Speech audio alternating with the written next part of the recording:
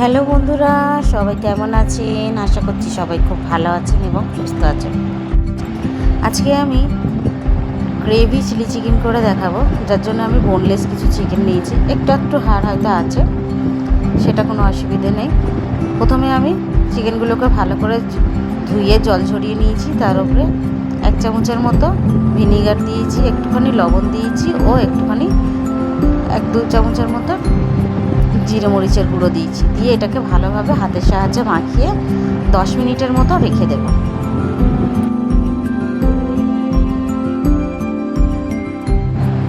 10 minute পরে চিকেনটাকে একটা বোলের মধ্যে নিয়ে নিয়েছি। নিয়ে ওর মধ্যে কিছুটা কর্নফ্লাওয়ার দেবো। কিছুটা বলতে 2 থেকে 3 চামচের মতো কর্নফ্লাওয়ার দিয়েছি এখানে। আর একটা ডিম ভেঙে দেবো। এবার আমি এটাকে হাতের সাহায্যে ভালোভাবে মাখিয়ে নেব।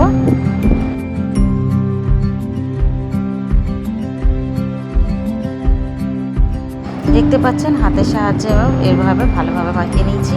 এবার আমি এক এক করে সসগুলো দিয়ে দেবো। সসগুলো এখন দিচ্ছি, যার কারণে সসগুলো দিলে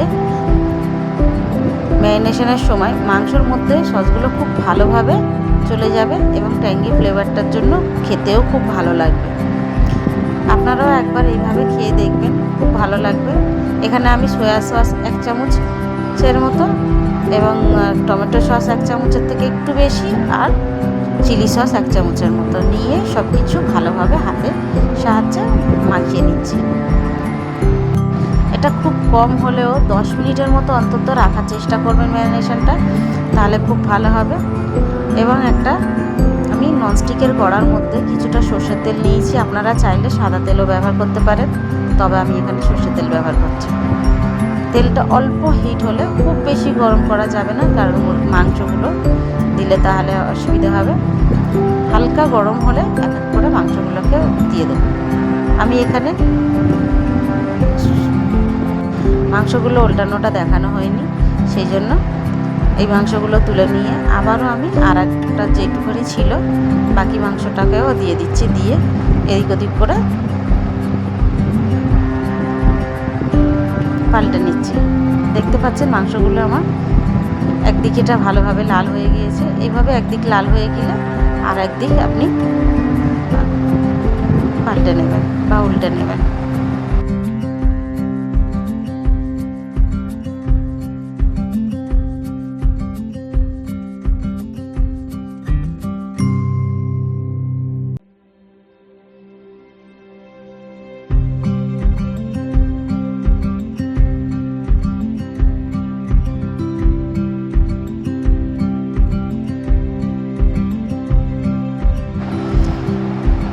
সব মাংসগুলো এক এক করে ভাজা হয়ে গিয়েছে। এবার আমি তার মধ্যে কিছুটা গাজর, টমেটো ও পেঁয়াজ কুচিয়ে নিয়েছি। প্রথমে আমি অনেকটার মতোই রসুন কুচিয়ে নিয়েছি।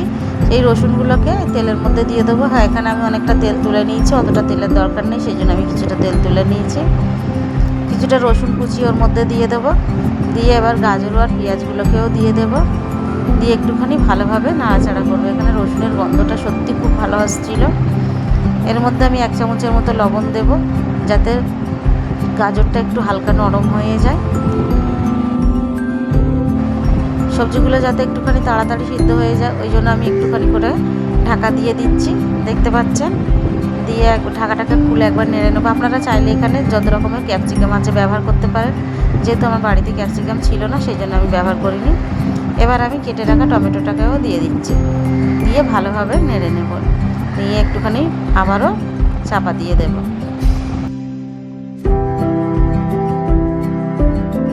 পেঁয়াজ, গাজর ও টমেটো একটু হালকা নরম হয়ে গেলে আমি এখানে 1 চামচের মতো আদা রসুন ব্যবহার করব। আদা রসুনের পেস্টটা দিয়ে ভালোভাবে খুন্তির সাহায্যে একটুখানি নাড়িয়ে নেব। আদা রসুনের কাঁচা গন্ধটা যাতে চলে যায়, একটু ভাজা ভাজা করে নেব।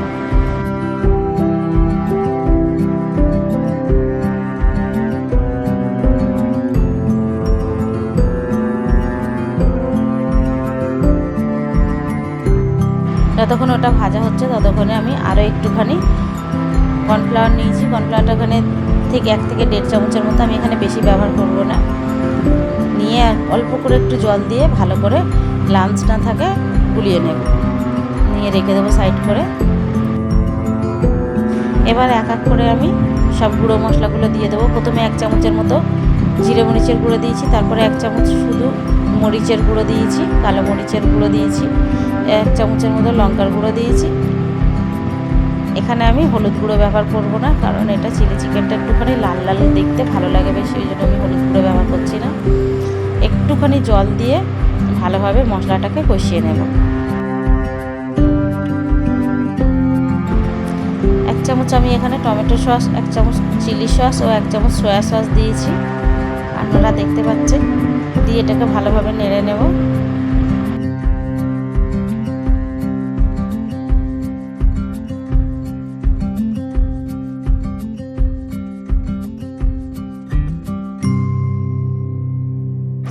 সসগুলোকে দিয়ে গ্যাসের ফ্লেমটা একটুখানি লো করে দিতে হবে, যাতে না তলায় না লেগে যায়, ওই জন্য নিয়ে একটু ভালোভাবে নেড়ে নেব। টমেটো সসটা আমার একটু কম মনে হয়েছে, ওই জন্য আমি আরও একটুখানি টমেটো সস দিয়ে দিলাম। দিয়ে ভালোভাবে নেড়ে চেড়ে নেব। আমার এই সসটা একটুখানি ক্রিস্টাল টাইপের হয়ে আসলে আমি এর মধ্যে একটুখানি জল দিয়ে দেবো, দিয়ে ভালোভাবে মশলাটাকে কষিয়ে নেব। এবার আমি যে কর্নফ্লাওয়ারের একটা ঘোল তৈরি করে রেখেছিলাম বা স্যালারি যাই বলেন না কেন, ওটাকেও দিয়ে দেব। দিয়ে একটুখানি ফোটার সময় দেব।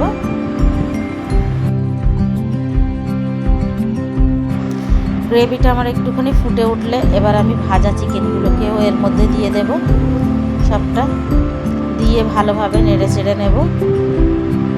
আমার এই ঘরোয়া পদ্ধতির রান্নাগুলো আপনাদের যদি ভালো লাগে অবশ্যই আমার চ্যানেলটাকে সাবস্ক্রাইব করবেন আর লাইক করতে ভুলবেন না, এবং ফ্যামিলি ফ্রেন্ডসদের সঙ্গেও শেয়ার করে রাখবেন, যাতে সবাই সুযোগ পায়। যেহেতু এখানে সস আছে, ঝালের সস আছে বা টক আছে, এমনি টমেটো সস আছে, আবার ভিনিগার আছে, ওই সব কিছুটাকে ব্যালেন্স করার জন্য আমি এখানে অল্প করে চিনি ব্যবহার করেছি। আপনারা চাইলে নাও দিতে পারেন, তবে দিলে খেতে ভালো লাগে, বোঝা যায় না যদিও অল্প চিনি।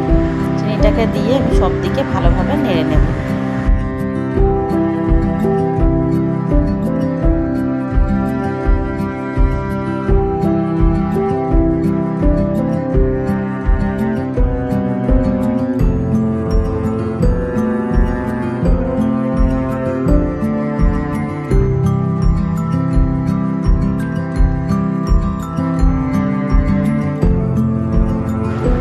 আমি এখানে খুব অল্প সামান্য হলেও একটুখানি গন্ধের জন্য চিকেন মশলা ব্যবহার করেছি। দেখতে পাচ্ছেন অল্প করে আমি চিকেন মশলা ব্যবহার করেছি। একটুখানি এটাও ভালোভাবে নেড়ে নেব। নিয়ে এখানে 2 থেকে 3 মিনিটের মতো আমি ঢাকা চাপা দিয়ে রেখে দিয়েছিলাম অল্প জল দিয়ে।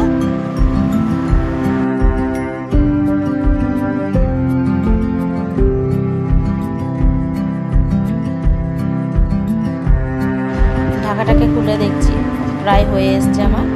এখন আমি একটুখানি এখানে ড্রাই চিলি দিয়ে দিলাম। দিয়ে এটা একটুখানি ঝালটাও মানে দিলে ভালো লাগবে, ওই জন্য আমি এটা দিলাম। এবার আমি এটাকে আরও একটুখানি ঢাকা দিয়ে রেখে দেবো নেড়ে চেড়ে।